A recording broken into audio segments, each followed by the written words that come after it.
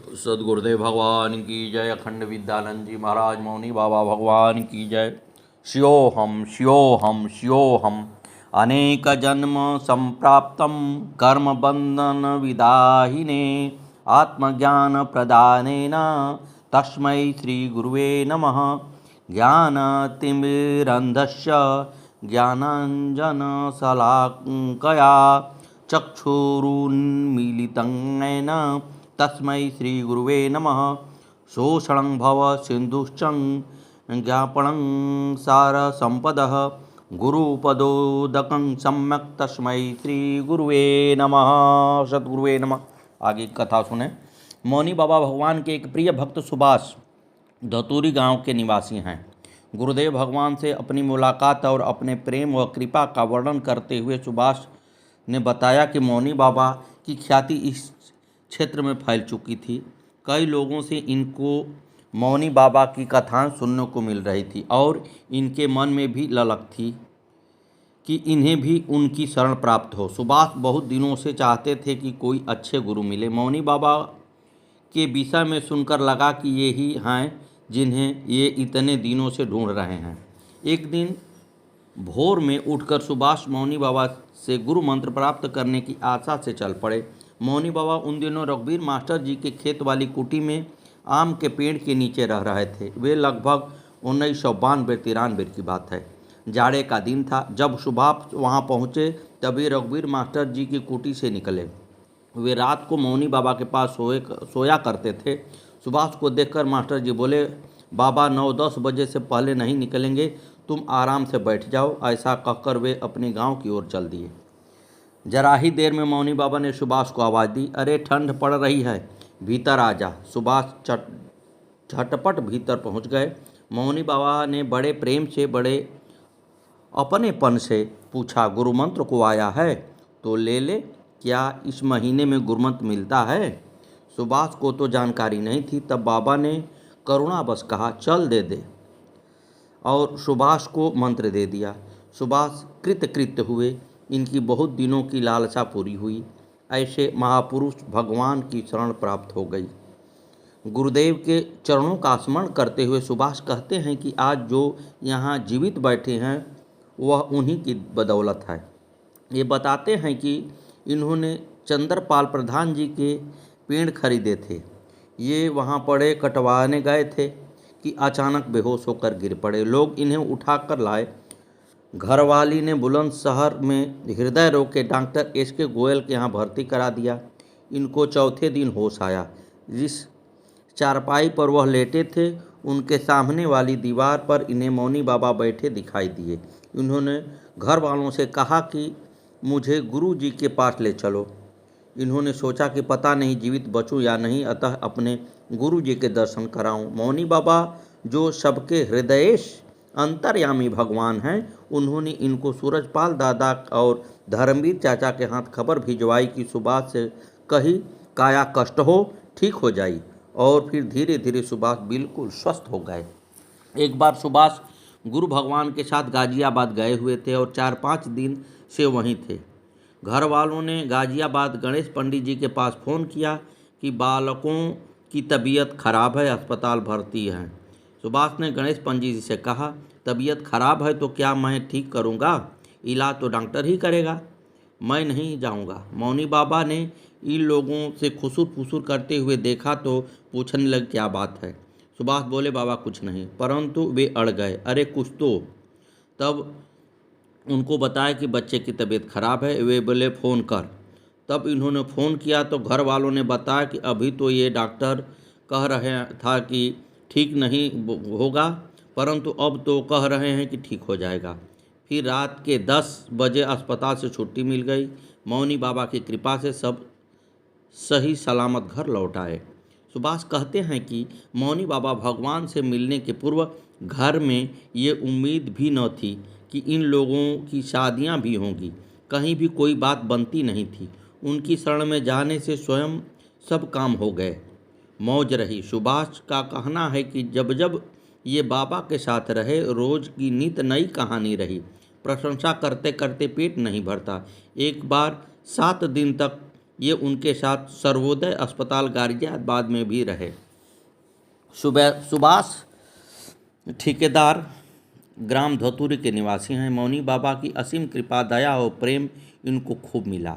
ये अक्सर उनके दर्शन करने तथा उनके समीप बैठने जाया करते थे। एक बार इनके मन में एक टेंट की दुकान खोलने का विचार आया। इन्होंने मौनी बाबा से इस विषय में परामर्श किया। ये बोले, अरे वो तंबू डेरा हुई। सुभाष ने हामी भर दी तो बाबा बोले, अरे तो ठीक हुई।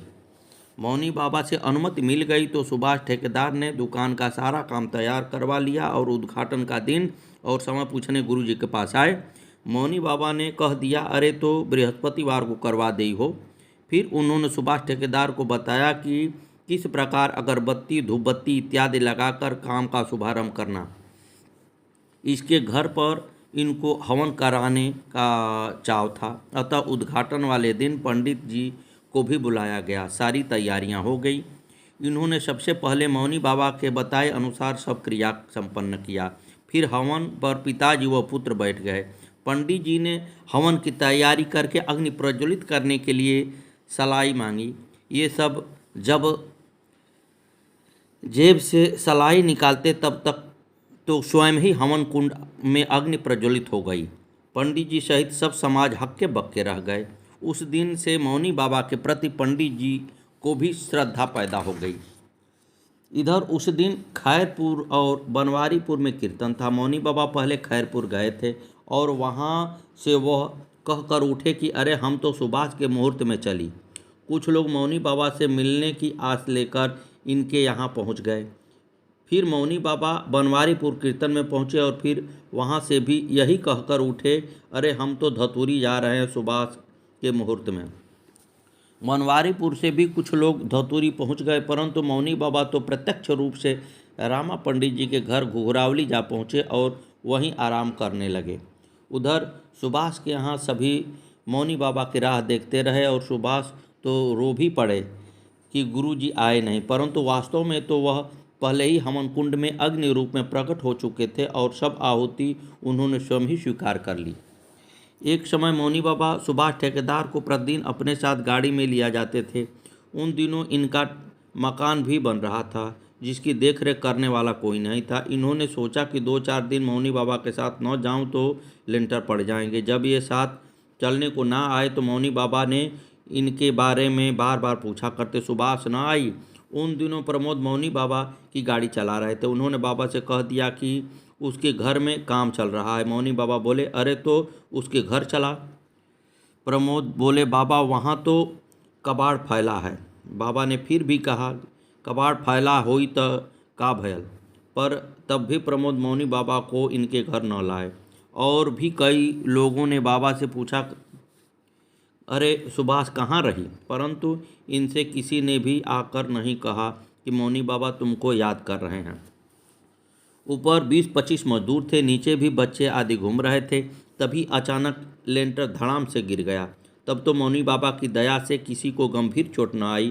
खैर हिम्मत बांधकर इन्होंने फिर से दीवार उठवाई, मरम्मत करा के सेंटनी लगवाई, फिर भी सरिया फैलवा दिया, पर लेंटर डलवाने की हिम्मत नहीं पड़ी। सुभाष काम रुकवा कर मौनी बाबा के पास घुघराली आए। उनके पास बैठकर ये दिन गिनने लगे, पहले सोमवार, फिर मंगलवार, फिर बुधवार। मौनी बाबा ने तुरंत पूछा, अरे तो फिर का हुई। ये बोले, बाबा लेंटर डलवाना है, आपको तो पता है मेरे मकान का लेंटर गिर गया। वे फौरन बोले, अरे तो बृहस्पतिवार को डलवा दी।